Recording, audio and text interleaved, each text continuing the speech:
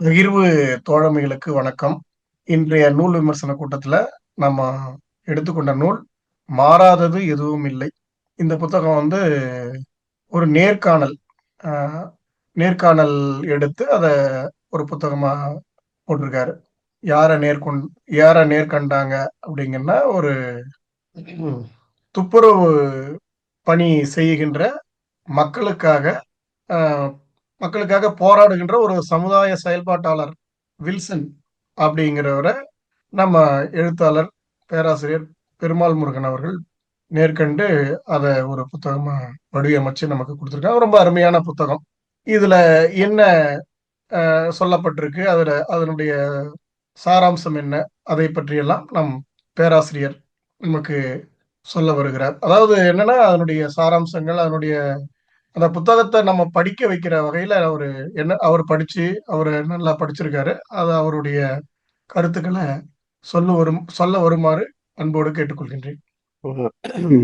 இந்த நிகழ்ச்சியினுடைய நெறியாளர் ஆசிரியர் செல்வம் அவர்களுக்கும், பகிர்வு தோழமை நண்பர்களுக்கும், இந்த நிகழ்ச்சியை செவிமடுக்கும் நேயர்களுக்கும் வணக்கம். பெசவாடா வில்சன் என்ற ஒரு சமூக செயல்பாட்டாளருடன் பெருமாள் முருகன் நடத்திய நேர்காணலின் எழுத்து வடிவம் இந்த நூல். பெசவாடா வில்சன் கடந்த 50 ஆண்டுகளாக மலமல்லும் தொழிலாளர்களுடைய முன்னேற்றத்திற்காக அரும்பாடுபட்டு கொண்டிருக்கிறார். இந்த தொழிலே இருக்கக்கூடாது, மலம் அள்ளுவது ஒரு தொழிலே கிடையாது, மனித மனத்தை மனிதரெல்லும் நிலைமை மாற வேண்டும் என்ற இறுதி இலக்கை முன்வைத்து அதற்கான பயணத்தை இங்குள்ள அனைத்து வளங்களையும் திரட்டி செயல்படுத்துவது என்ற நோக்கில் அவர் செயல்பட்டிருக்கிறார். அவருடன் பல்வேறு கட்டங்களில் நிகழ்ந்த நேர்காணலின் தொகுப்பாக இந்த நூல் வெளிவந்திருக்கிறது. நேர்காணல் என்பது ஒரு கருத்தியலை புரிந்து கொள்வதற்கு வசதியான களம் அமைக்கிற ஒரு நூல், ஒரு வடிவம். இதில் வெளிப்பாடு, விளக்கம், விவாதம் என்ற பொருண்மைகள் இடம்பெறும். அந்த வகையில் இந்த நூல் ஒரு முக்கியத்துவம் வாய்ந்ததாக அமைகிறது. பொதுவாக இந்த போராளிகள், புரட்சியாளர்கள், இது போன்ற சிந்தனையாளர்கள், இப்படி பல பேருடைய நேர்காணல்கள் பத்திரிகைகளில் வெளியாகி அவை நூலாக தொகுக்கப்பட்டிருக்கின்றன. அப்படி அவற்றையெல்லாம் படிக்கும்போது பல புத்தகங்களையும் தொடர்ச்சியாக படிக்கிற அனுபவம் இல்லாதவர்கள் கூட ஒரு பொருண்மையின் ஆழத்தை ஒரு நிரலாக ஒரு குறிப்பிட்ட நேரத்திற்குள் புரிந்து கொள்வதற்கான வாய்ப்பு இருக்கிறது. அப்படியான ஒரு நூல் தான் இந்த நூல். தவிர்க்கப்பட்டவர்கள் என்ற பெயரில் பாசா சிங் என்ற பத்திரிகையாளர் இந்தியா முழுவதிலும் மலமல்லும் தொழிலாளர்கள் எந்த வகையான இன்னல்களை எதிர்கொண்டிருக்கிறார்கள் என்பதை நேரடி கள ஆய்வின் மூலம் வெளிப்படுத்தி ஒரு நூலை உருவாக்கி இருக்கிறார். அவர் ஆங்கிலத்தில் உருவாக்கிய நூல் தமிழிலே வந்திருக்கிறது. அதை நாம் கூட படித்து விவாதித்திருக்கிறோம்.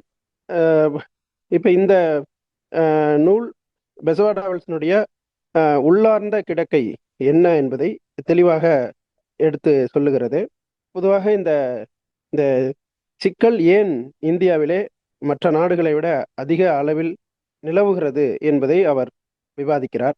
அதற்கு அவர் முன்வைக்கிற ஒரு கருத்து, இங்க இருக்கிற இந்த சாதிய மனோபாவம் தான் இந்த நிலைமைக்கு இந்த மக்களை ஆளாக்கி இருக்கிறது என்பதை குறிப்பிடுகிறார். அதை தவிர்க்க முடியாமல் இருப்பதற்கு பொருளாதார காரணங்களோ வேறு வகையான சரியான பொருத்தமான காரணங்களோ எதுவும் கிடையாது.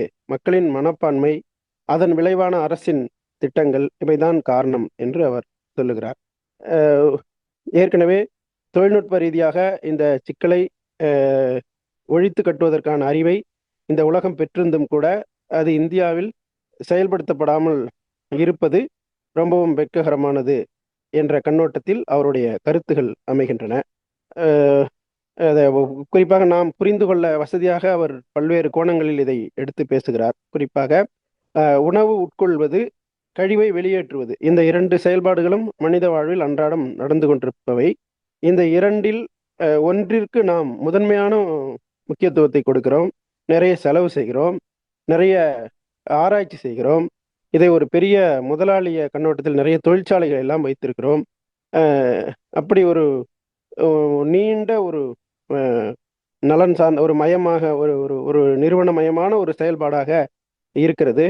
ஆனால் இந்த மலத்தை அள்ளுவது தொடர்பான இந்த செயல்பாட்டை, கழிவை வெளியேற்றி அதை அது வெளியேற்றுவது, தூய்மையாக்குவது என்ற செயல்பாட்டில் எந்த விதமான ஆராய்ச்சியோ, எந்த விதமான முதன்மை, அதாவது பொருளாதாரம் சார்ந்த மதிப்போ அஹ், நாம் கொடுக்கப்படாமல் அதை செய்வதற்கு ஒரு மக்கள் கூட்டம் கிடைத்திருக்கிறது என்பதற்காக அவர்கள் மீது அதை திணித்து கொண்டிருக்கிறோம்.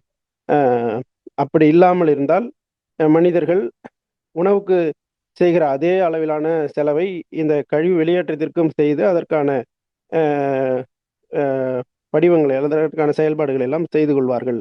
அதற்கு நாம் அவர்களை அப்படி நடத்தா அந்த நிலைமைக்கு அந்த நிலையை உணர்த்தாமல் இருப்பதுதான் இதற்கு காரணம் என்று அவர் சொல்லுகிறார். இந்த இந்த இந்த மக்கள் இதை விரும்பிதான் செய்கிறார்கள், இதை தவிர வேறு எதுவும் இவர்களுக்கு தெரியாது என்ற கண்ணோட்டங்கள் இருப்பதை அவர் சுட்டிக்காட்டி அது முற்றிலும் தவறு. யாரும் இந்த தொழிலை செய்ய வேண்டும் என்பதற்காக பிறப்பதில்லை, யாரும் இதை விரும்புவதில்லை. இதை வேறு வழியில்லாத சூழ்நிலையில் தான் இதை செய்ய வேண்டி இருக்கிறது என்று சொல்லுகிறார்.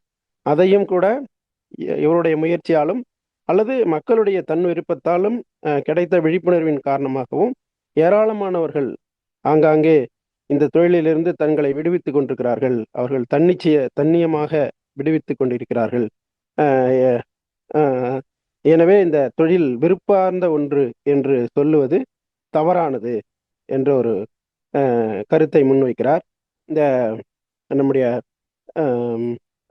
ஒரு இடத்துல அவர் சொல்லுவார், மனத்தின் மனத்தின் துயரம் என்பது என்னவென்றால், எதை நாம் வெறுக்கிறோமோ அதையே நம்முடைய வாழ்வின் கூறாக ஆக்கிக் கொள்வது, எதை நாம் விட்டுவிட வேண்டும் என்று விரும்புகிறோமோ அதற்குள்ளாகவே நாம் வாழ நிர்பந்திக்கப்படுவது, இதுதான் மனத்தின் மிகப்பெரிய துயரம் என்று அவர் சொல்லுகிறார். அதைத்தான் இந்த மக்கள் அனுபவிக்கிறார்கள் என்று குறிப்பிடுகிறார்.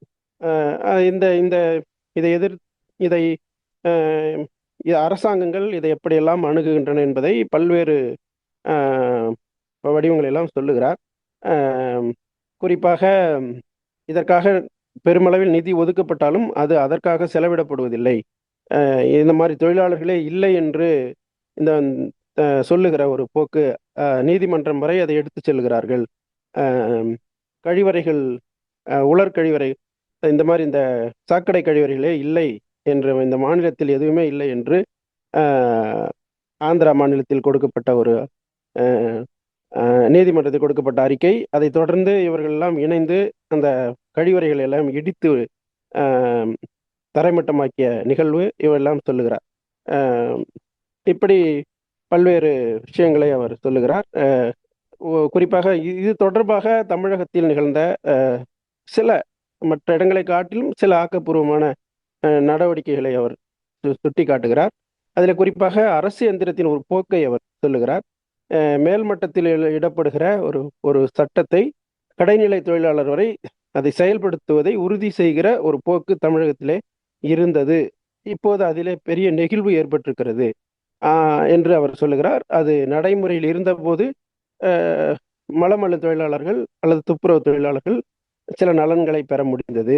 இப்போது அதிலே பெரிய தொய்வு ஏற்பட்டு விட்டது என்று அவர் சொல்லுகிறார். இந்த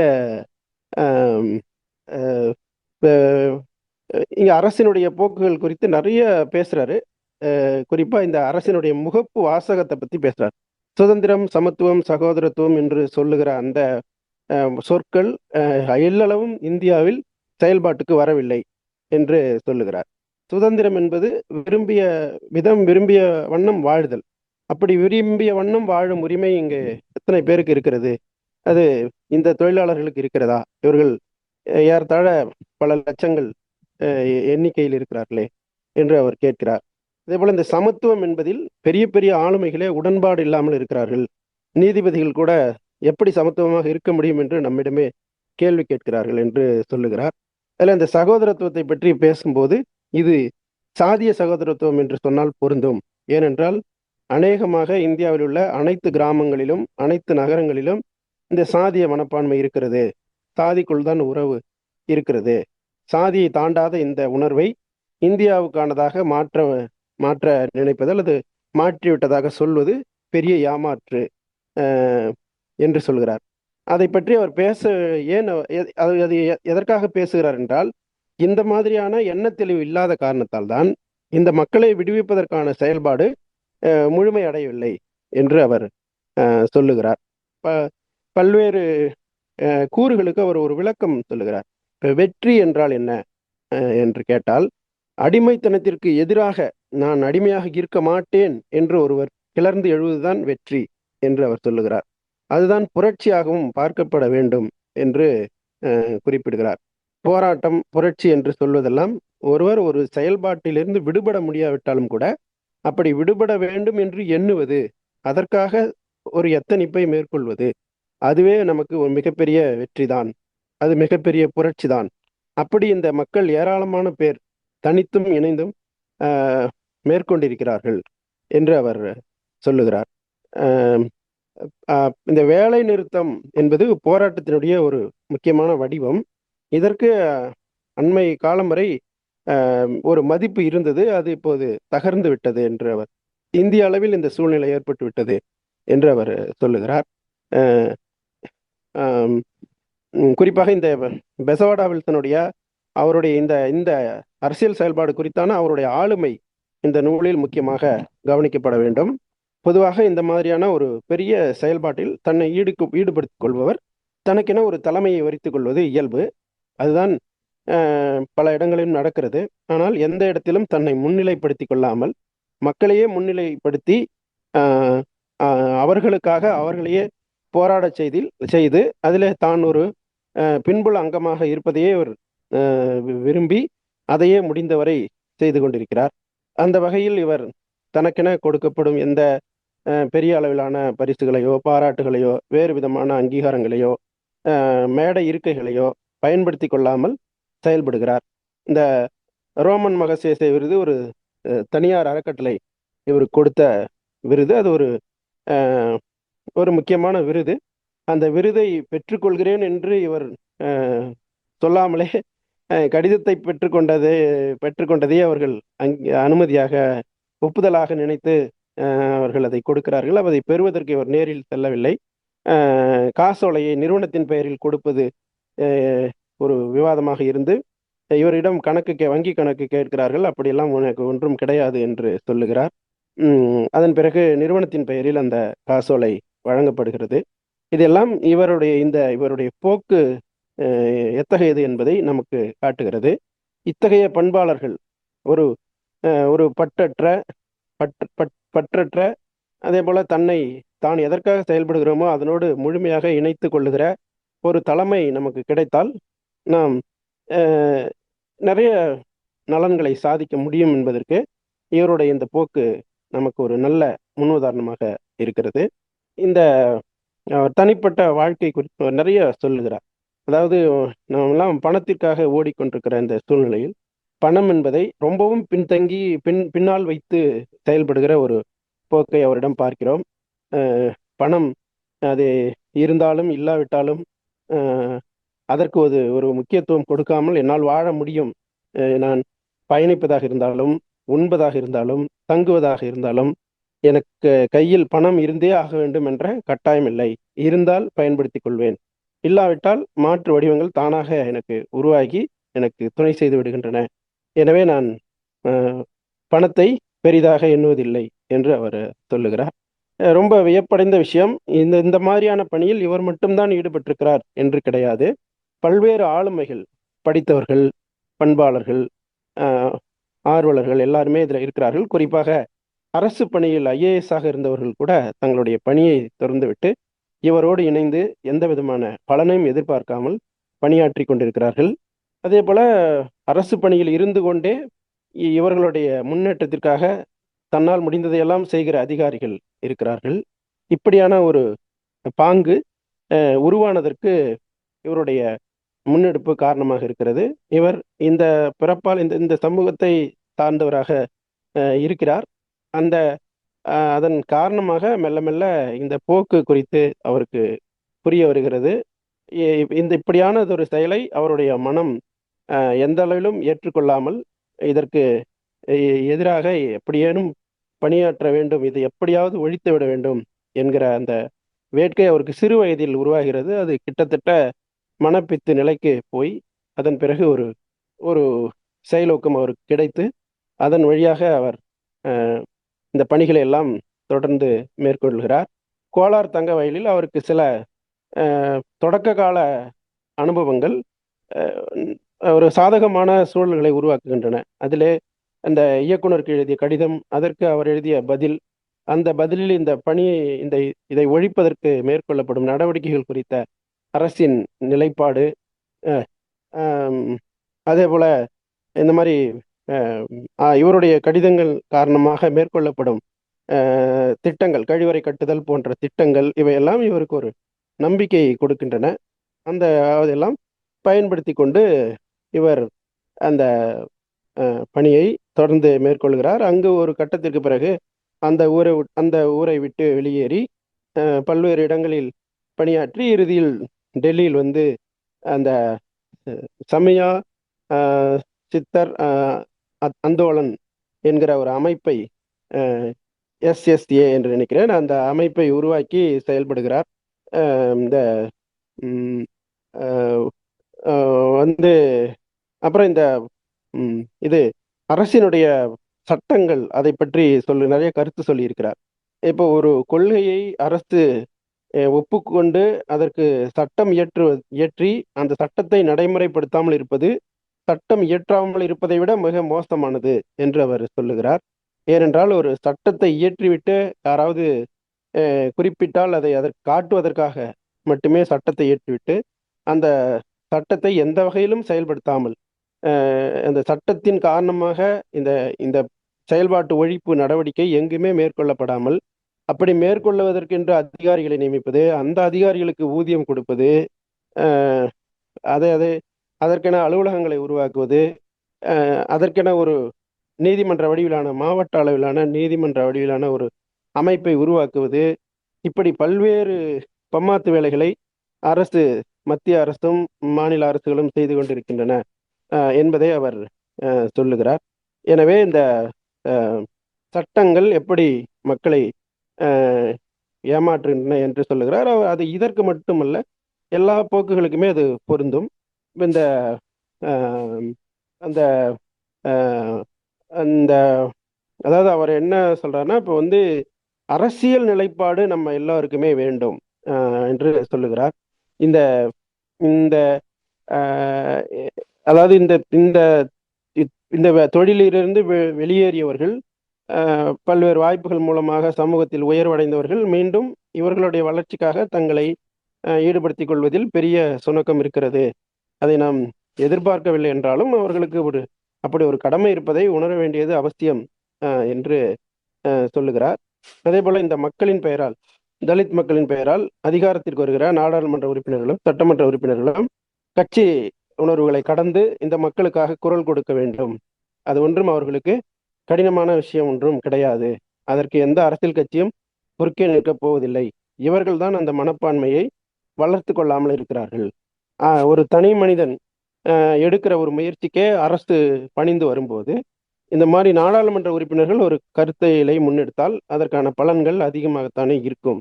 அதை ஏன் இவர்கள் செய்ய மறுக்கிறார்கள் என்று சொல்லுகிறார். எனவே இந்த சமூக விழிப்புணர்வு என்பதை எல்லாம் தாண்டி அரசியல் ரீதியான நடவடிக்கைகள் அவசியம் என்று குறிப்பிடுகிறார். இப்படி இந்த நூலின் போக்கு குறித்து நிறைய விஷயங்களை நாம் சொல்லலாம். இந்த நூலின் இறுதி பகுதி மிக முக்கியமானது. அதிலே இந்த இந்த செயல்பாட்டுக்கு அப்பால் தன்னுடைய ஒவ்வொரு பொருண்மை சார்ந்தும் தன்னுடைய மனப்பான்மை என்னவாக இருக்கிறது என்பதை அவர் சொல்லுகிறார். குறிப்பாக புத்தகம் படிப்பதை பற்றி குறிப்பிடும்போது, புத்தகம் படிப்பது உண்பதை விட உறங்குவதை விட இன்றியமையாதது, அது மூச்சு விடுவதை போன்றது, அதை கட்டாயம் செய்ய வேண்டும் என்கிறார். நானும் என்னால் முடிந்தவரை செய்திருக்கிறேன். ஏராளமான புத்தகங்களை படித்திருக்கிறேன். அந்த புத்தகங்கள் வாயிலாக பரந்துபட்ட அறிவை பெற்றிருக்கிறேன். காலப்போக்கில் இந்த பொதுப்பணி ஈடுபாட்டின் காரணமாக புத்தகம் படிப்பது பெரிதாக குறைந்து விட்டது என்று சொல்லுகிறார். இந்த மனத்தை விசாலப்படுத்துவதற்கு இலக்கியமும் கலாச்சாரமும் தான் முக்கிய பங்கு வகிக்கின்றன. இந்த இரண்டும் இல்லாவிட்டால் மக்களை நாம் விழிப்படைய செய்ய முடியாது. எனவே இந்த இரண்டும் இன்றியமையாதது என்று அவர் சொல்லுகிறார். இந்த அஹ், அதாவது இந்த அரசாக இருக்கட்டும் அல்லது மக்களாக இருக்கட்டும், இந்த தலித் கலைகளுக்கும் கலாச்சாரத்திற்கும் ஏன் இவர்கள் மதிப்பு தருவதில்லை? எந்த தப்பாட்டத்திற்கு ஏதாவது அகாடமி இருக்கிறதா? தலித்துகளுடைய ஒவ்வொரு கலைக்கும் ஏதாவது நிதியம் இருக்கிறதா? ஏதாவது விருதுகள் இருக்கின்றனவா?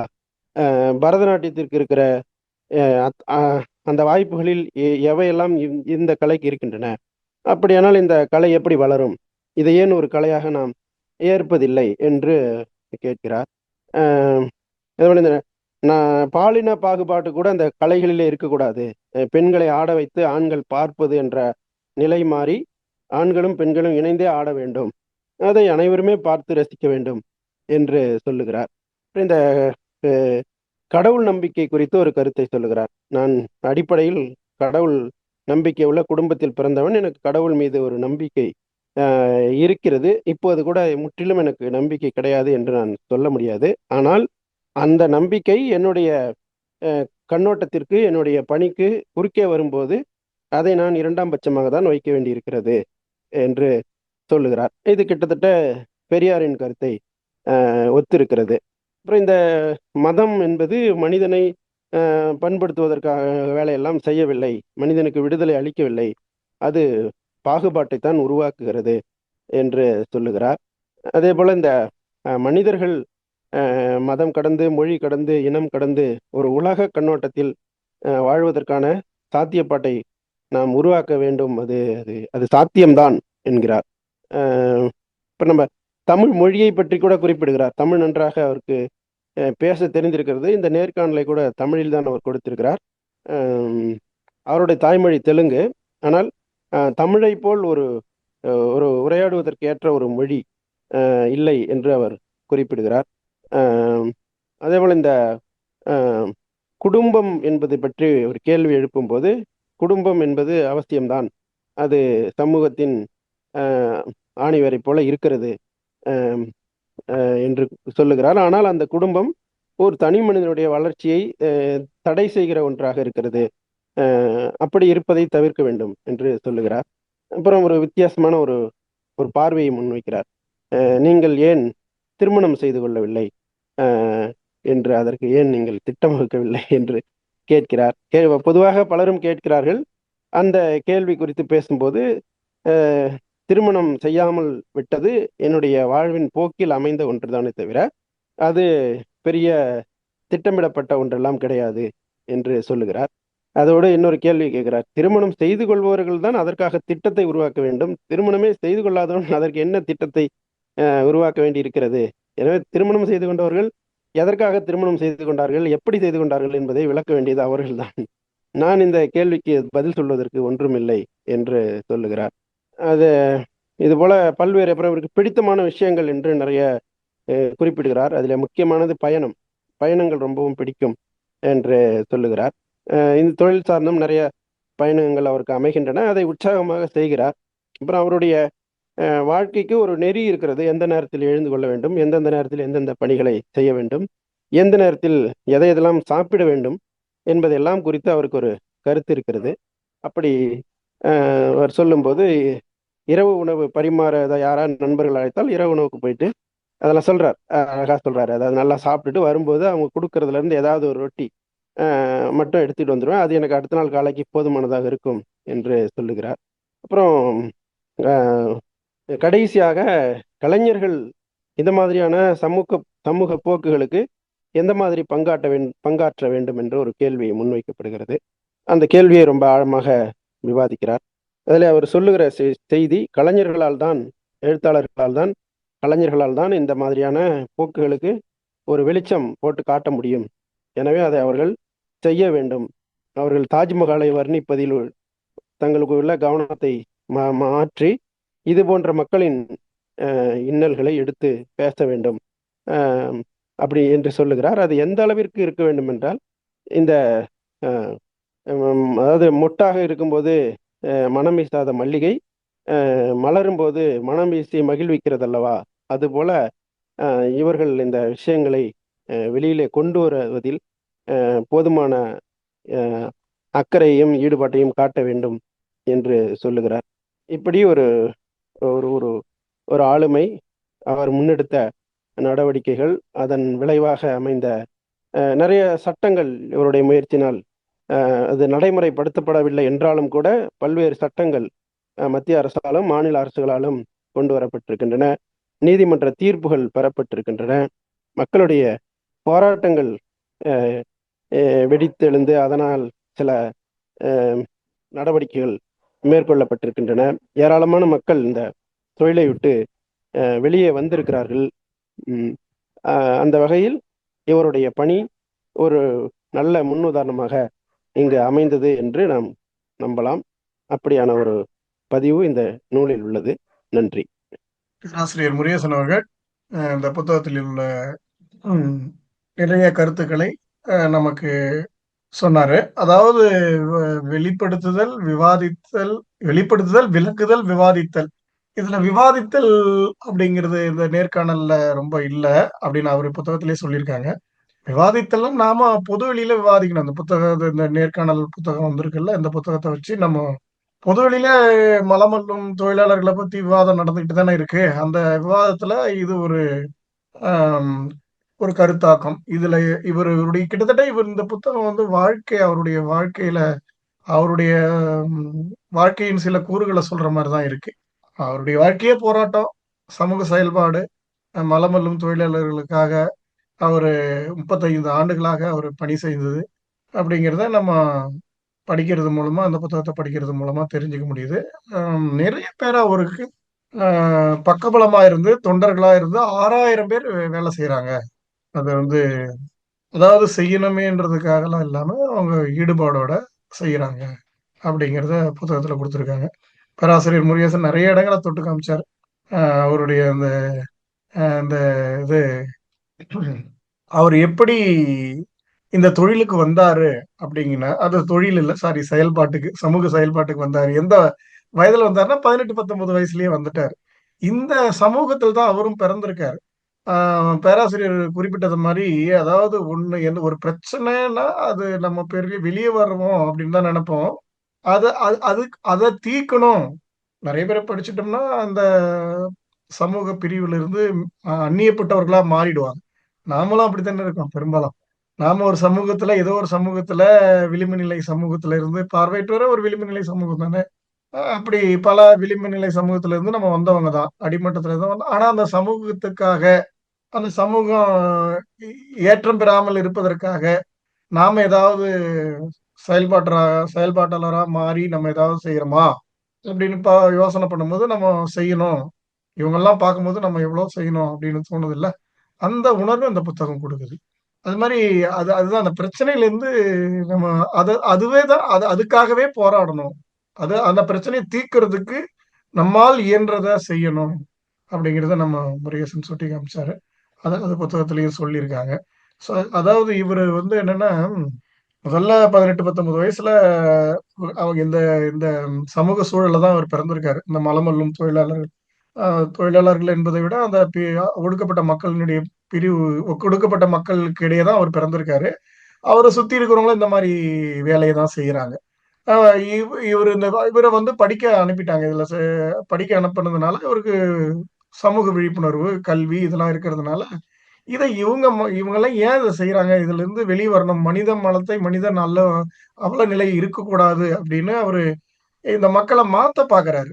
மாத்த பார்க்கும்போது என்ன ஆகுதுன்னா, இவங்க எல்லாரும் காசு வேணும்ல, சாப்பாடு வேணும்ல, சாப்பாடுன்னு தான் அலையிறான, இது மலம் அள்ளிட்டு சாப்பிடவா முடியுது அப்படின்னு அவங்க பேசிக்கிறதெல்லாம் நம்ம கேள்விப்பட்டிருக்கோம்.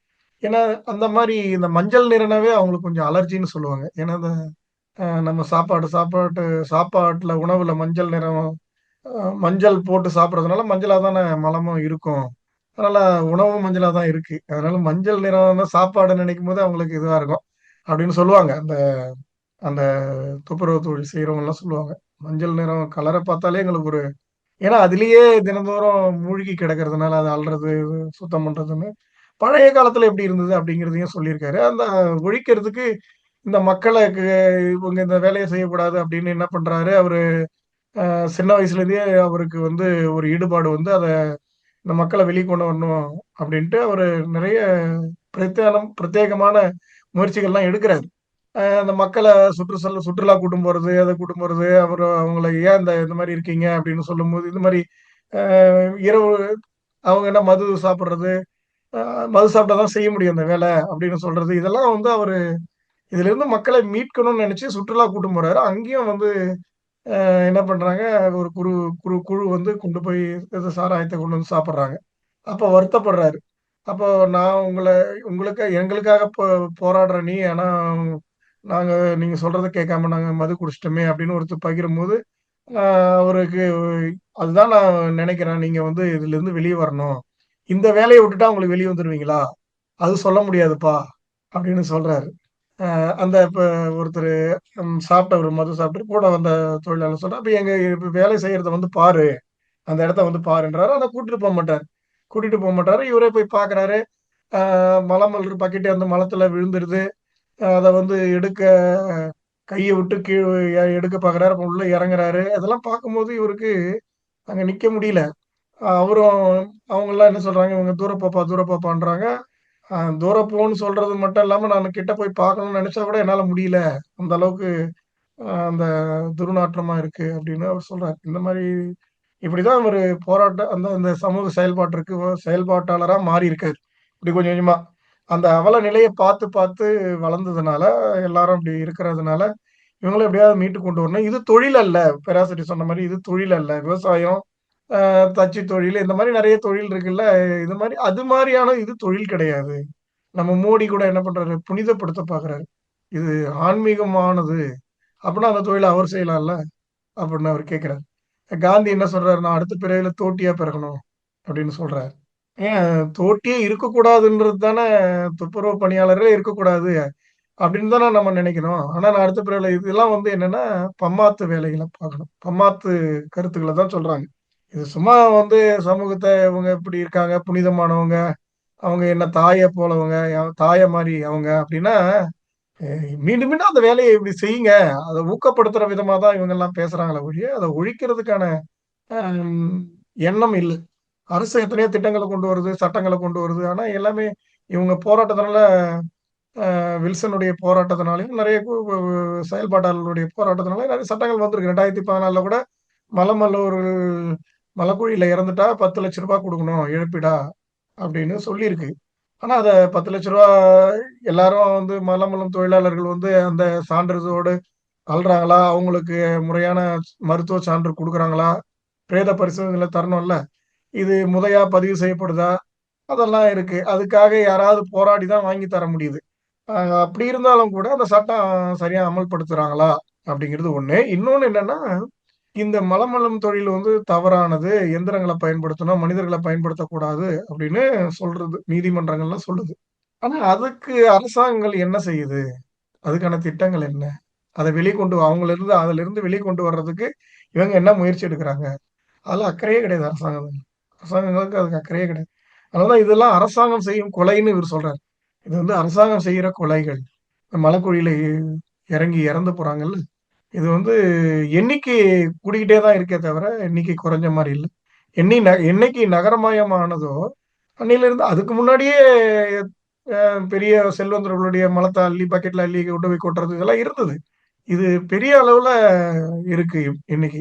அதுல வந்து சாக்கடைய அடைச்சுக்கிறது, கால்வாய அடைச்சுக்கிறது, அ வீட்டுக்கு கால்வாய உடைச்சு விட்டுறது, அதாவது வீட்டினுடைய மலக்குழிய அம் உடைச்சு அந்த பாதாள சாக்கடையில கலக்க விடுறது. இதெல்லாம் வந்து அங்கங்க போய் அடைப்பை ஏற்படுத்துறது. இதுதான் என்ன ஆகுதுன்னா, அடைப்பை ஏற்படுத்தி அங்க அந்த கேஸ் ஏறு வ வந்துருது. கேஸ் உருவாகுது. வாயு உருவாகுது. அப்போ அவங்க இறங்கி அத சுத்தம் செய்யும்போது அந்த கேஸ் வாயு தாக்கி தான் அவங்க இறந்து போறாங்க. விஷவாயு தாக்கி தான் இறந்து போறாங்க. இதற்கான அறிவியல் அ ஆராய்ச்சி, கண்டுபிடிப்புகள், அதெல்லாம் அந்த கண்டுபிடிப்புகளால் வந்த கருவிகள், இது எல்லாமே இயந்திரங்கள். இதெல்லாம் பயன்படுத்தினா தவிர்க்க முடியும். இன்றைய காலத்துல அதெல்லாம் சாத்தியம். 50,00,000 பேர் இருக்கிற இடத்துல 50 கருவிகளாவது சுத்தம் செய்யும் இயந்திரங்கள் இருக்கணும் அப்படின்னு சொல்றாரு. ஆனா இருக்கா? எவ்வளோ அரசாங்கம் மத்ததுக்கெல்லாம் திட்டங்களுக்கு எவ்வளோ செய்யுது, செலவு செய்யுது. ஆனா இவங்கள முன்னேத்தணும் அப்படிங்கிறத எண்ணமோ, திட்டமோ இவங்களுக்கு இல்ல. சுகாதாரத்த சுத்தம் சு தூய்மைப்படுத்துவதற்கு 500 500 கோடி ஒதுக்குனாங்க 14ல. 15ல 5 கோடி ஒதுக்குனாங்களாம். இதெல்லாம் எதை காட்டுது? ஸ்வச் பாரத்ன்னு சொல்லி அங்கங்க சும்மா விளம்பரத்துக்காக கட்டுறாங்க, போறாங்களே ஒழிய, அத வந்து இவங்கள அந்த இழிநிலையிலிருந்து மீட்பதற்கான திட்டங்களோ, அதுக்கான செயல்பாடுகளோ இல்ல அரசாங்கம். இந்த மாரியான அவலநிலை தான் இன்னைக்கு வரைக்கும் போய்க்கிட்டு இருக்கு. அம் இவரு வந்து தன்னுடைய வாழ்நாள முழுவதும் இந்த பிரச்சனைய எப்படியாவது அந்த தீர்க்கணும். இந்த மக்கள எப்படியாவது அந்த அந்த விடுதலைய கொண்டு வந்து தந்துரணும். யாரும் மனிதன் அள்ளக்கூடிய அவல நிலையே இருக்கக்கூடாது. அதற்காக வாழ்நாள் முழுவதும் அவரு செயல்பட்டுக்கிட்டு வராரு. அந்த மாரியான ஒரு செயல்பாடு திருமணம் பண்ணாம, அது மாரி இருப்பது என்பது உண்மையிலேயே அவருக்கு நெறைய பேரு தமிழ்நாட்டுக்காரர் சங்கரன் என்ற ஒரு ஐஏஎஸ் நெறைய 3,00,000 4,00,000 மாதம் சம்பளம் வாங்குறவங்க.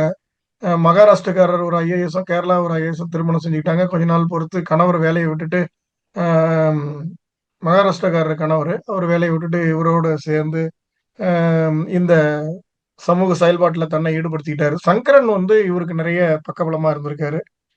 நெறைய இந்த இயக்கங்கள்னா என்ன? இயக்கம் இல்லாமயே 10 வருஷம் இவர் செயல்பட்டுருக்காரு. இயக்கம்னா என்ன? அது எப்படி இயங்கினால் தான் நம்ம வந்து செய்ய முடியும்? இயக்கமா ஒண்ணு கட்டமைச்சா தான் நம்ம எல்லார்கிட்டயும் இத கொண்டு போ முடியும் அப்டின்லாம் அவரு சங்கரனுடைய பணிய மிக வியந்து சொல்றாரு. அ அந்த மாரி நெறைய பேருடைய ஈடுபாடுகள், அர்ப்பணிப்புகள் அ தான் என்ன இயங்க வைக்குது. எனக்கு பின்னாடி 6,000 பேர் இருக்காங்க. எனக்கு பேராசிரியர் சொன்னார்ல, பணத்தை தாண்டி அது உண்மையிலேயே பெரிய விஷயங்க அது. பணமே தேவையில்ல எனக்கு. எங்க போனாலும் எல்லாம் எல்லாம் குடுப்பாங்க. அந்த மாரி ஒரு நல்ல மனிதரா இருந்தா தானே அந்த மாரிலாம் முடியும். "சாப்பிட்டு போங்க. எந்த உணவகத்துக்கு போனாலும் சாப்பிட்டு போங்க.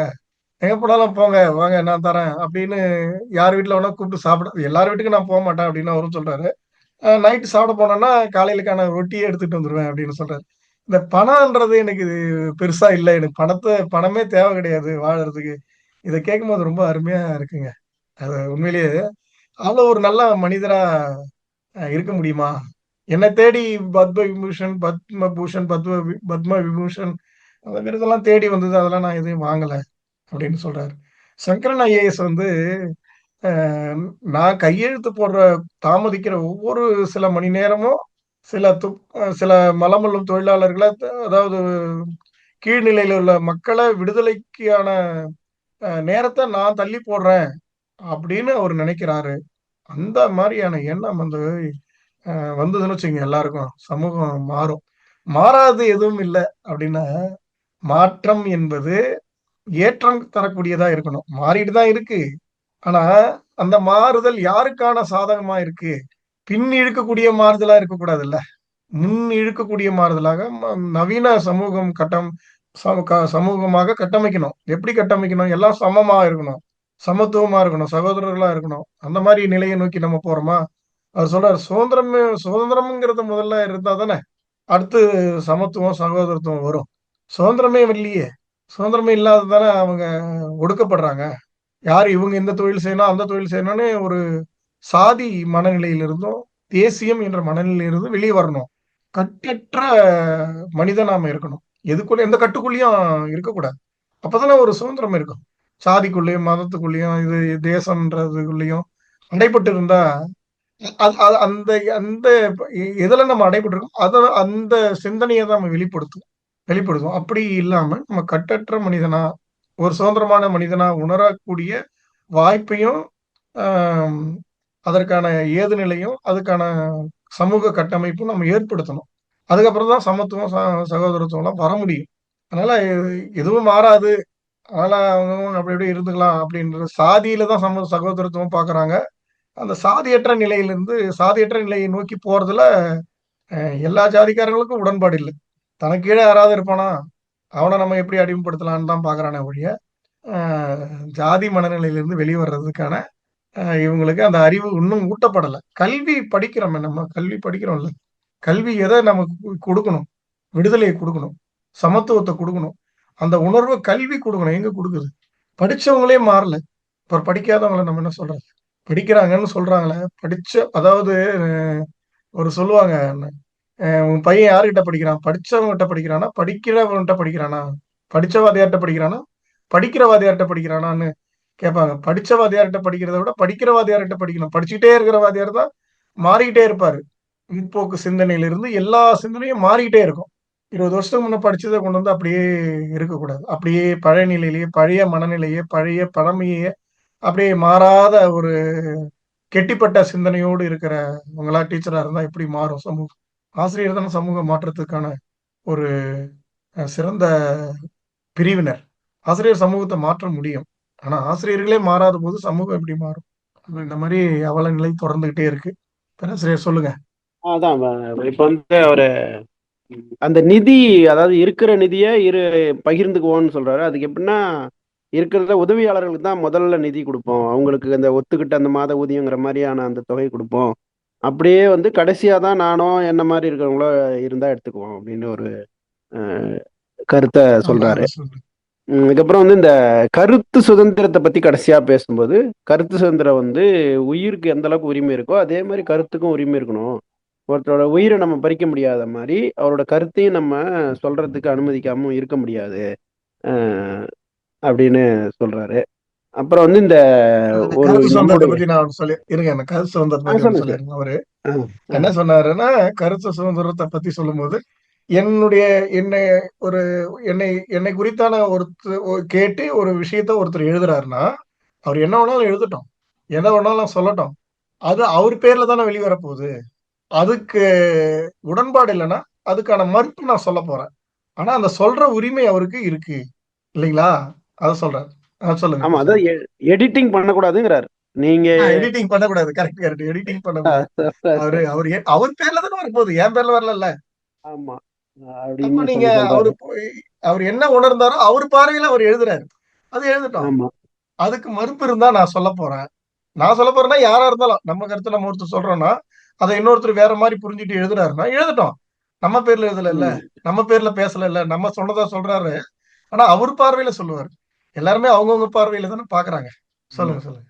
அதான் கடைசியா அவர் என்ன சொல்றாருன்னா, அதாவது ஒரு இலக்கு நமக்கு வெறியாக மாறும்போது மற்ற எல்லாமே இரண்டாம் பட்சமாயிடும் அப்படின்னு சொல்லிட்டு அதை சொல்றாரு. இந்த திருமண வாழ்க்கையா இருக்கட்டும், அல்லது வந்து ஏதாவது ஒரு கௌரவமிக்க பணியா இருக்கட்டும், அல்லது பணமா இருக்கட்டும், அல்லது வேற சமூக உறவுகளா இருக்கட்டும், எல்லாமே எனக்கு பின்னாடி போயிடுச்சு. எனக்கு இந்த மக்களுக்காக, இந்த மக்களுடைய முன்னேற்றத்துக்கு வேலை செய்யணுங்கிற ஒரு கண்ணோட்டத்துல தான் நான் என்னுடைய முழு கவனத்தையும் குவிச்சிருக்கேன் அப்படின்னு சொல்றாரு. அதுதான் அவர் கடைசியா பதிவு செய்யற இந்த செய்தி. கருத்துல இருந்து நம்ம என்ன புரிஞ்சுக்க முடியுதுன்னா, நாம ஏதோ ஒன்று பிரதானப்படுத்தி அதுக்காக வாழணும். வாழும்போது இந்த அப்படி வாழ்ந்தா அந்த வாழ்க்கை அர்த்தப்படும். ஆமா, அது சரி. அது நம்ம எல்லாருக்கும் எல்லா நம்மளுடைய வாழ்க்கையோட பொருத்திக்கலாம். ஆமா. ஆமா. ஏதோ வாழ்ந்தோம், பிறந்தோம், வாழ்ந்தோம் என்று இல்லாமல், ஏதாவது ஒண்ண நம்ம எதற்காக ஒன்றுக்கேனும் நாம் என்ன பண்ணணும்? தன்னை நம்மள ஈடுபடுத்திக்கணும். அர்ப்பணிக்கணும். ஆமா, ஆமா. எல்லாம் ஒரு வாழ்க்கை அஹ் வரலாறு மாரி தான் இருக்கு. கிட்டத்தட்ட அவருடைய ஆ- ஆமா. அவர் வாழ்க்கையினுடைய கூறுகள அவருடைய பகுதிகள் அவரு ஆரம்ப காலத்துல சொன்னார்ல, ஆரம்ப காலத்துல சாப்பாட்டுக்கு வழி இல்லாம நானு தங்கியிருந்தேன். அந்த சிறு சிறு பேருந்து நிலையங்கள்ல தங்கியிருந்தேன். அப்ப வந்து ஆமா. திருடர்கள்லாம் வந்து போலீஸ்காரங்களாம் காசுல என்னைய வரட்டுவாங்க. விரட்டுவாங்க. சொல்லுங்க. நான் வந்து எனக்கு விவரம் எதுவும் தெரியாது. அதனால நான் படுத்துட்டு போய் நான் மாட்டிக்குவேன். போலீஸ்காரே சொல்லிட்டு போனாரு. "எப்பா நாங்க விசில் அடிப்போம், நாங்க வருவோம். அப்ப நீ ஓடிடு. திருப்பி வந்து நாங்க போன பிறகு வந்து படுத்துக்க." அப்படி ரொம்ப ஏன்னா வாழ்க்கையில பல அதாவது என்னன்னா, அடிமட்டத்திலிருந்து நம்ம வரணும். வந்திருக்கிறவங்களுக்கு தான் இந்த மாரியான வலி, வேதனை எல்லாம் புரியும் இல்லைங்களா? ஆமா, அவங்களுடைய ஆமா, அவங்களுடைய கஷ்டங்கள்லாம் என்னன்னு புரியும். "இன்னைக்கு விமானத்துல போறேன் நானு" அப்படிங்கிறாரு. ஆமா, அவருடைய சமூக செயல்பாட்டுக்கான உழைப்புக்கான அங்கீகாரம் சில நல்ல உள்ளங்களால அங்கீகரிக்கப்பட்டிருக்கு. அதனால தான் இவர் வந்து என்னன்னா, இந்த நிலைக்கு உயர்ந்திருக்காரு. அந்த நிலைக்கு உயர்றதுக்கு இன்னொரு காரணமா ஒரு அவருடைய வாழ்க்கையில ஒரு திருப்பமானது எப்படின்னு கேட்டீங்கன்னாக்கா, இந்த கழிப்பறை கட்டுறதுல ஊழல் நடக்குது அப்படின்னு ஒரு கடிதம் எழுதி, அது புகைப்படத்தோட இணைச்சு அனுப்புவாரு அரசாங்கத்துக்கு. அது பத்திரிகை செய்தியா வரும். அந்த பத்திரிகை செய்தி இணைச்சு ராமகிருஷ்ண ஹெக்டேக்கு குடுப்பாரு. ஒரு பொதுக்கூட்டத்துல குடுப்பாரு. அது சார்ந்து அரசியல் அழுத்தங்கள் அதிகமாச்சு. அதிகமாகும். அப்பதான் ம அ அவரு வந்து கவனம் பெறுறாரு. அந்த இடம் ரொம்ப முக்கியமானது இல்லைங்க. ஆமா. கண்டிப்பா, கண்டிப்பா. அதாவது நல்லதுக்காக உழைக்கிறோம். நல்லத சிந்தனையோடு இருக்கிறோம் இருந்தா ஒருத்தருக்கு இருந்தா, அவங்களோட நல்லவங்க 4 பேர் சேருவாங்க, கண்டிப்பா, கண்டிப்பாங்க. பலப்படுத்துவாங்க, பக்கபலமா இருப்பாங்க. இல்லைங்களா? ஆமா. ஆனா அவங்களுடைய சிந்தனை எல்லாமே எப்படி இருக்கணும்? அ சரியான திசையை நோக்கி பொதுமையோட பொது நலத்தோட இருக்கணும். அதுக்காக உங்கள ஈடுபடுத்திக்கணும். அப்படி இருந்தா கண்டிப்பா நடக்கும். அப்படின்றதுக்கு நமக்கு இவரு ஒரு வாழ்க்கை உதாரணமா நம்ம சொல்லலாம் இவர. ஆமா. அப்புறம் வந்து இந்த மாறாது என்று எதுவும் இல்லை. கண்டிப்பா மாறியே தீரும். சமூகம் வந்து மாறியே தீரும். அப்படின்னா, மலமல்லம் தொழிலாளர் இல்லாத ஒரு சமூகம் கண்டிப்பா உருவாகும் அப்படிங்கிறத உருவாக்க உறுதியா முடியும். ஆமா. அத நம்புறாரு. அதுக்கப்புறம் இந்த மக்கள் மத்தியில பணியாற்றும்போது, அந்த மக்கள் குறித்து நமக்கு ஒரு நம்பிக்கை, ஆழ்ந்த நம்பிக்கை வேணும். அவங்க மேல நம்ம குறை பார்க்கக்கூடாது. அவங்க நம்ம சொல்றத கேட்கறது இல்லங்கிற மாரி ஒரு கருத்தெல்லாம் நம்ம வச்சுக்க கூடாது. நம்ம வந்து அவங்க 100% நம்முடைய நோக்கத்துக்கு இணங்க வருவாங்க. அது அத வந்து முழுமையா நம்புறாரு. எத்தன தடைகள் வந்தாலும் அந்த நம்பிக்கைய அவர் வந்து தளர விடல. வளர விடல. ஆனா நமக்கு எதனா பண்ணோம்னா, ஆமாங்க இவங்க இப்படித்தாங்க இருப்பாங்க. நம்மளால இத அவங்களால மாத்த முடியாதுங்க. அப்படின்னு ஒரு சலிப்பு நமக்கு வருதுல்ல. ஆமா, இத ஆமா. படிக்கும்போது அந்த சலிப்பு வரக்கூடாதுன்னு நமக்கு தோணுது. இல்லைங்களா? ஆமா, ஆமா. ஆமா, கண்டிப்பா. நம்ம நெறைய விஷயங்கள கெட்டிப்பட்ட சிந்தனையோட இருப்பாங்கல்ல. அவங்க நம்ம ஐயோ! ஆமா. இதெல்லாம் மாத்த முடியாதுப்பா. நம்மளால போய் சாதாரணமா சொல்லுவாங்கல்ல, மாத்த முடியாது. ஏதோ சாதாரண சின்ன விஷயத்த கூட மாத்த முடியாதும்பாங்க. மாற்ற முடியும். ஆமா. மாற்ற முடியும்னு ஒரு ஒரு உயர் சமூகத்துல பிறந்து, வசதியோட பிறந்திருந்தா கூட, அ நம்ம இவருக்கு எல்லா ப ப எல்லா அனுகூலமும் இருந்தது அப்படின்னு சொல்லலாம். ம், ஆனா, ம், ம். இவர் கடைநிலையில இருந்து இவ்ளோ சமூக ஏற்றத்துக்காக, மாற்றத்துக்காக தன்னை தொடர்ந்து ஈடுபடுத்திக் கொண்டிருக்காரு. அவரு அதுவும் ஒரு 35 ஆண்டுகள் சமூக பணிங்கிறது சாதாரண விஷயம் இல்லங்க. கண்டிப்பா. மலைச்சு பார்க்கக்கூடிய விஷயம் அது. ஆமா, ஆமா. இல்லீங்களா? குடும்பம்ன்றது கிடையாது, எதுவும் கிடையாது. அப்படி வாழறதுங்கிறது, ஒரு எளிமையான வாழ்க்கையோடு வாழறது. எல்லாரும் ஆமா, என்ன ஆகுறாங்க, வ வ உயர்ந்துட்ட பிறகு அவங்களுக்கு வசதி எல்லாம் பெருகி போயி, அவங்க ஒரு அப்புறம் ஒரு சுயநலக்காரரா மாறிர்றாங்க. ஆமா. குறைஞ்சபட்சம் ட்ரஸ்ட்டாவது பணக்கார ட்ரஸ்ட் ஆயிடும். ஆ அவருக்கு ட்ரஸ்ட் அதுவும் இல்ல. ஆயிடும். அந்த மாரி இல்லாம, இன்னிய வரைக்கும் ஒரு வாழ்நாள் சமூக செயல்பாட்டாளரா இருக்கிறதுங்கிறது சாதாரண விஷயம் இல்ல. சாத்தியமான விஷயம் அது. அப்புறம் இந்த என்ஜிஓக்கள் வந்து பெருசா ஒண்ணும் வேலை செஞ்சிட முடியாது. அவங்களுக்கு அதிகாரம் கிடையாது. அவங்களுக்கு அதுக்கான துணிச்சலும் கிடையாது. அவங்க ஆமா. வந்து ஒரு மீடியேட்டரா இருப்பாங்களே தவிர, அவங்க பெருசா ஒண்ணும் அ பண்ணிற முடியாது. ஏன் அப்படின்னு பண்ண சொல்றாரு. முடியாதுன்னா, அவங்க ஒரு மாற்றத்துக்கான விதைய எங்கனா விதைக்கும்போது, உடனே அந்த அந்த என்ஜிஓ மேல இவங்க தாக்குதல் நடத்துவாங்க, அரசாங்கம். ம், ம். ஆமா, இவங்களுக்கு எங்கேருந்து பணம் வருது, அங்கேருந்து பணம் வருதுன்னு சொல்லிட்டு என்ன பண்ணுவாங்க, அத முடக்க பார்ப்பாங்க. அதனால அவங்களால இயன்றத என்ன பண்ணுவாங்க, அவங்களுக்கு முடியறத செஞ்சு குடுப்பாங்க. ஏதாவது பண உதவி செய்வாங்க. அந்த மாரி தான் ஒரு ஒரு அளவு தான் இருக்கு. அவங்க மாற்றத்துக்காக பெருசா பண்ண முடியாதுங்கிறது அதான் சொல்ல வர்றாரு அவரு. இப்ப ஒண்ணும் இல்லங்க. நெறைய இப்போ இந்த கூடங்குளம் போராட்டம் நடக்கும்போது கூட, அந்த இவரு மேல சொன்னாங்கல்ல. ஆ கரெக்ட். அந்த மாரியான ஒரு முத்திரை குத்துவாங்க. அதனால என்ஜிஓக்கள் ஒரு சமூக ஈடுபாடு, சமூக விழிப்புணர்வு, சமூக விதைகள், மாற்றத்துக்கான விதைகள விதைக்கலாம்னு நெனச்சா கூட, அவங்களால முடியாது. அவங்க அவங்களோட அ வாழ்வாதாரத்துல ஏதா ஒரு சலுகைகள வாங்கி தர்றது, அவங்கள ஒரு விழிப்புணர்வு ஒரு என்ன சொல்றது? அவங்களுக்கு ஒரு வேண்டிய தேவைகள, உதவிகள செய்யறது. இதுதான் பண்ண முடியும் அவங்களால. ஒரு அளவுக்கு ஆ. மேல அவங்களால இந்த மாரி செயல்பாடுகள மாற்றத்துக்கான செயல்பாட்டுக்கு கொண்டு போ முடியாது அப்படின்னு சொல்ல வரேன். அப்புறம் இந்த சங்கரன் ஐஏஎஸ் வந்து துணிச்சலா அந்த சீஃப் மினிஸ்டர்ட்ட தூக்கி போட்டு போனார்ல. ஆமா, ஆமா, ஆமா, ஆமா. அது நல்ல அது அது ஒரு நல்ல இடம். அவருக்கு வந்து ஒரு அதுக்கப்புறம் அவருக்கு சொகுசான நெறைய வாழ்க்கைங்க. ஒரு சொகுசான வாழ்க்கை நம்மளுக்கு கிடைச்சிருக்கு இல்லையா? அத ஆமா, ஆமா. விட்டுட்டு இந்த மக்களுக்காக செய்யணும் அப்படின்னு வந்திருக்காங்கல்ல, முன் வந்திருக்காங்கல்ல. அது உண்மையிலேயே அது நம்ம ஆமா, ஆமா, கேட்கும்போது, ஆமா. படிக்கும்போது வியப்பான விஷயம். வியப்பான விஷயம் இல்லைங்களா?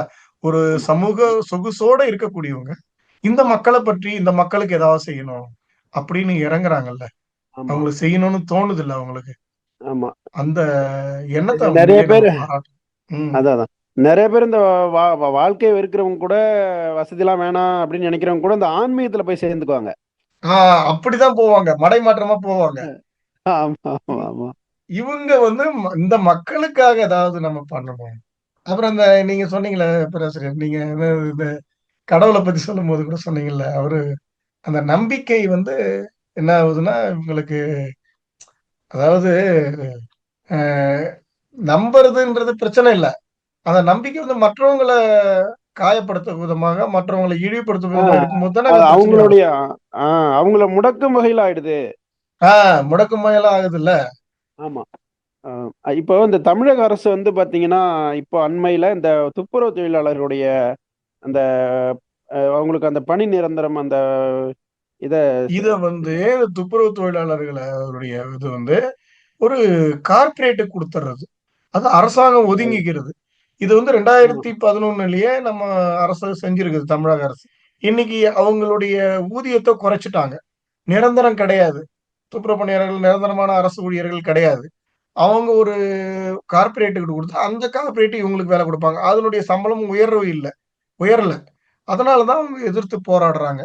இவங்க என்ன இல்ல பண்றாங்க, அவங்களுக்கு அந்த நான் அத பண்றேன், இத பண்றேன். உங்களுக்கு புனிதமானவங்க. நீங்க வந்து அவங்க கிட்ட போய் எதனா பொருள் குடுக்குறது. இது நான் வீடு கட்டி தரேன். இதுதான் சொல்றானே தவிர, அவங்கள ஒரு கௌரவமா, ஒரு ஒரு பொருளாதார சுதந்திரமா வாழக்கூடிய அளவுக்கு அது ஒரு அவங்கள அத நிலைநிறுத்துறதுக்கு அரசாங்கம் முயற்சி பண்ண அது அது மாட்டேங்குது. இல்ல. ஆனா அது இருக்கு. ஆனா இப்போ வந்து நெறைய போராட்டங்கள கண்டுக்காத தமிழ்நாடு அரசு இந்த துப்புரவு தொழிலாளருடைய இத மட்டும் அவங்க கோரிக்கைய நிறைவேத்திருக்காங்க. இப்ப இந்த ஜனவரி 2வது வாரத்துல நடந்துச்சுல்ல. ஆமா. அப்போ வந்து அவங்களுக்கு அந்த அவங்க என்ன கோரிக்கை? பணி நிரந்தர கோரிக்கை வச்சிருந்தாங்களா? பணி நிரந்தர கோரிக்கை வச்சிருந்தாங்க. ஆமா. அந்த கோரிக்கைய நிறைவேத்திருக்காங்க. அரசாங்க சம்பளம் குடுக்கணும். அவனே என்ன பண்ணா அரசாங்க வரன்முறை ஊதியம், ஆமா, முறைப்படுத்தப்பட்ட காலைமுறை ஊதியம் வழங்கணும்னு சொல்றாங்க. ஆமா. அதுதான் நிறைவேத்திருக்காங்க அத. ஆமா. ம். அப்புறம் இந்த வெளிநாடுகள்ல வந்து இந்த போக்கு இந்த சாதிய அடிப்படையிலலாம் அங்க கிடையாது. யாருனாலும் செய்றாங்க. பிரதமரே இந்த வேலைய செஞ்சிருக்காங்க. அப்படின்னு சொல்றாங்கன்னு சொல்றாரு. நான் விசாரிச்ச வகையில அப்படி சொல்றாங்க அப்படிங்கிறாரு. பாகிஸ்தானு இந்த இந்தியா ஒட்டிய பகுதி, ஆசிய பகுதிகள்ல ஒரு சாதிய அடிப்படையில இந்த பணி வந்து இன்னமும் கொடுக்கப்பட்டுட்டு இருக்கு அப்படிங்கிறாரு. ஆப்பிரிக்காவுல சரியான போக்கு தெரியலங்கிறாரு. ஆனா ஆப்பிரிக்க மக்கள் ஐரோப்பாவுல போய் இந்த வேலைய செய்யற மாரி ஆயிட்டாங்க. அது அது அவங்களுக்கு அது நிர்பந்திக்கப்பட்டாங்க அப்படின்னு சொல்றாரு. பாதிக்கப்பட்டாங்க. அவங்க வந்து வெளிநாட்டுக்காரங்க போனாங்க. இங்க இருக்கிற மக்களையே இவங்க ஆமா, ஆமா, ஆமா, ஆமா, ஆமா. குடும்பம் தான் அது. அதுக்கான கருவிகள் இருக்கு, எந்திரங்கள் இருக்கு. இல்லன்னா கூட நீங்க யாரோ ஒருத்தர் அப்பதான் அந்த பிரிவினர் தான் செய்யணும்னு இல்ல. யார் வேணாலும் செய்யலாம்னா, அது சரியான பார்வை.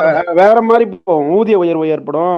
இப்ப நீங்க எல்லா ம். சாதியினரும் வரலான்னா ஊதியம் நெறைய குடுப்பேன்ல. புரியுது. அம் ஒரு குறிப்பிட்ட இதுக்குன்னு தான் அந்த ஊதியமே இல்லாம இருக்கு. இப்ப இவங்க தொழிலுங்கிறத விட எல்லா ஊர்கள்லயும் வந்து விளிம்பு நிலையில வாழாத அவங்களுக்கான ஊதியத்த உயர்த்தினா நீங்க சொன்ன மாரி எல்லாரும் வருவான்ல. ஆமா, இல்லைங்களா? ஊதியத்த உயர்த்தினா துப்புரவு தொழில்களுக்கு, ஆமா, அப்ப எல்லாரும் நாமளும் போய் செய்யணும்னு வருவான்.